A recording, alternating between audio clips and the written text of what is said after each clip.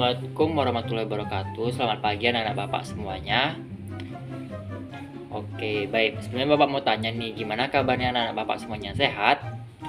Alhamdulillah kalau sehat. Nah, untuk hari ini kita akan belajar sejarah nih, tapi tema kita kali ini akan berbeda dengan minggu lalu, yang mana pada hari ini kita akan belajar tentang sebuah peristiwa di masa lalu, di masa penjajahan Belanda di Indonesia, yang disebut sebagai peristiwa Geger Pecinan.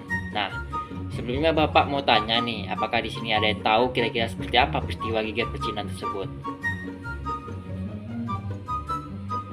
Yap, benar banget. Nah, sesuai namanya sendiri, peristiwa Geger Pecinan ini adalah peristiwa yang melibatkan orang-orang dari etnis Tionghoa yang hidup di Indonesia, atau tepatnya di Nusantara pada saat VOC menjajah Indonesia pada masa lalu. Yap.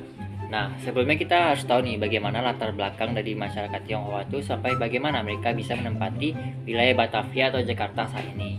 Nah, sebenarnya itu tuh bermula dari pada saat kedatangan orang-orang Belanda ke Indonesia, yang mana setelah mereka mendirikan kongsi dagang VOC, mereka membutuhkan sebuah tempat yang mana itu bisa menjadi markas pusat mereka atau sebagai tempat tinggal bagi orang-orang Belanda dan juga pusat perdagangan di Nusantara. Nah, pada masa tersebut dipilihlah beberapa opsi, salah satunya adalah Batavia dan Maluku. Namun karena Maluku dirasa kurang pas sebagai pusat pemerintah dan kekuasaan VOC di Nusantara, kemudian pilihan jatuh kepada kota Batavia yang saat itu masih bernama Jayakarta dan dikuasai oleh Kesultanan Banten. Namun setelah berhasil dikuasai oleh pihak VOC, kemudian kota tersebut dibangun dan diberi nama Batavia.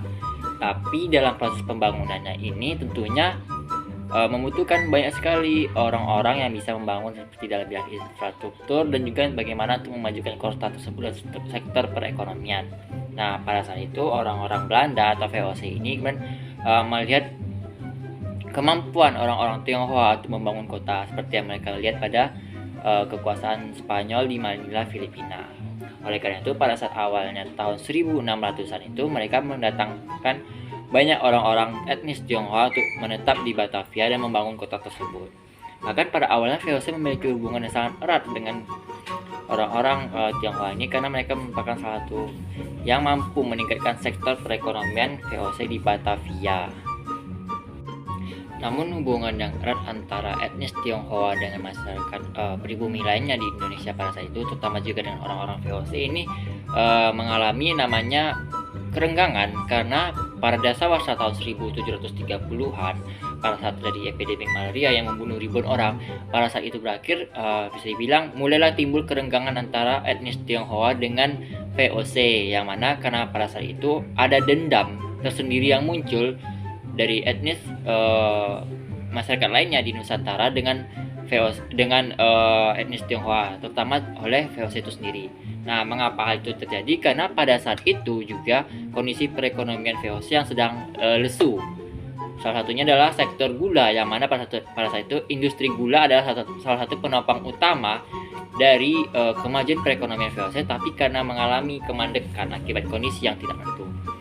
Nah, hal ini menimbulkan timbulnya kesenjangan antara VOC dengan etnis Tionghoa, yang mana pada saat itu orang-orang Tionghoa ini berhasil melakukan kegiatan perekonomiannya dengan lancar tanpa adanya kemandekan, yang itu menyebabkan mereka mendapatkan kekayaan yang sangat besar berbanding terbalik dengan VOC yang pada saat itu sedang mengalami kesulitan ekonomi.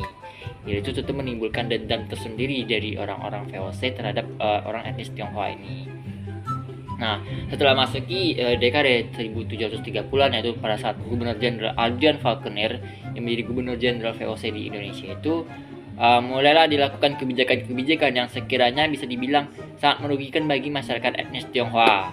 Salah satunya adalah mereka mendeportasi masyarakat Tionghoa ini ke luar Indonesia, salah satunya adalah ke Sri Lanka. Nah, mengapa kebijakan deportasi ini dilakukan? Karena pada saat itu mereka menganggap bahwa populasi etnis Tionghoa di Batavia itu semakin banyak dan mereka harus dipindahkan ke tempat lainnya. Namun ada desas-desus bahwa etnis Tionghoa yang dideportasi ke Sri Lanka ini tidak pernah sampai ke sana, namun mereka dibuang ke laut. Hal ini menimbulkan ketakutan bagi masyarakat etnis Tionghoa sehingga mereka melakukan semacam protes kepada VOC pada saat itu. Nah, ada yang tahu nggak nih kira-kira gimana kelanjutannya dari cerita ini?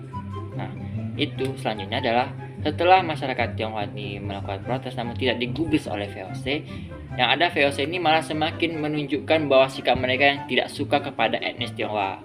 Mengapa hal itu terjadi dan mengapa bentuknya seperti apa? Itu bisa kita lihat nih dari cara VOC menangani protes dari masyarakat Tionghoa ini sendiri, yaitu pada saat itu mereka melakukan pemerasan. Mereka memasuki rumah-rumah orang Tionghoa, mengambil hartanya, menjarah, dan juga menghancurkan serta membakar rumah-rumah orang-orang Tionghoa ini sendiri. Hal ini tentu saja menimbulkan dendam dong dari masyarakat Tionghoa itu sendiri, karena bagaimanapun juga pada awal pembangunan Batavia itu mereka lah berperan besar kan gitu. Oleh karena itu mereka mulai melakukan perlawanan secara aktif kepada VOC dengan menyerang pos-posnya. Nah, kemudian pada tahun 1740-an mulailah Gubernur Jenderal Hindia Belanda Gubernur Jenderal VOC ini melakukan semacam perundingan nih dengan Dewan Hindia yang tugasnya mengambil keputusan di Nusantara pada saat itu. Dan oleh karena itu pada saat tersebut Adrian Falconer sebagai Gubernur Jenderal VOC akhirnya menyimpulkan bahwa untuk menyelesaikan permasalahan ini hanya satu cara, itu dengan kekerasan yang mematikan. Nah, oleh karena itulah diputuskan bahwa setiap orang Tionghoa yang ada itu akan dibunuh, dalam bahasa kasarnya seperti itu gitu, untuk meredam pemberontakan mereka. Mulailah tentara Belanda waktu itu melakukan penjaraan ke rumah-rumah penduduk, menghancurkan dengan meriam, membakar, mengeksekusi orang-orang Tionghoa tersebut. Bahkan ada satu ketika pada tanggal 20-an Oktober 1740, tentara VOC ini mengumpulkan ribuan masyarakat etnis Tionghoa di sebuah kali besar dan kemudian mereka mengeksekusinya di sana. Dan di kemudian hari kali itu kita kenal sebagai Kali Angke, yang berarti kali merah. Karena mengapa hal itu terjadi? Karena setelah pembunuhan itu terjadi, sungai yang tadinya sangat jernih akhirnya berubah menjadi merah darah karena banyaknya korban eksekusi di sana. Nah, kalau untuk rentang waktunya sendiri ini dalam sejarah dicatatkan bahwa peristiwa geger percinan ini berlangsung dari tanggal sekitar 9 sampai 22 Oktober 1740-an. Yang mana korbannya sendiri pada saat itu mencapai kurang lebih 10.000 orang etnis Tionghoa yang meninggal. Hanya sedikit sekali etnis Tionghoa yang itu berhasil selamat dan melarikan diri keluar dari Batavia. Kemudian hari mereka bergabung dengan tentara Mataram untuk melakukan perang melawan VOC. Nah, itu tadi dia kira-kira peristiwa geger percinan itu, yang mana sejak saat itu juga lah kemudian kita mengenal adanya Kampung Cina atau Pecinan. Nah, mengapa itu terjadi? Karena pada saat itu setelah peristiwa tersebut terjadi, VOC ini menerapkan kebijakan yang disebut sebagai kebijakan segregasi, yang mana mereka ini memindahkan orang-orang Tionghoa ke dalam satu wilayah khusus, yang mana mereka hanya boleh tinggal di sana, menetap di sana, melakukan aktivitas di sana. Nah, mengapa hal ini dilakukan? Tentunya agar VOC itu mudah untuk mengawasi setiap aktivitas gerak-gerik masyarakat Tionghoa ini sehingga tidak terjadi lagi pemberontakan serupa dengan sebelumnya. Oleh karena itulah dikenalnya Kampung Cina sampai saat ini gitu. Kira-kira seperti itu gitu. Apakah ada yang ingin ditanyakan? Kalau ditanyakan silahkan, nggak ada apa-apa.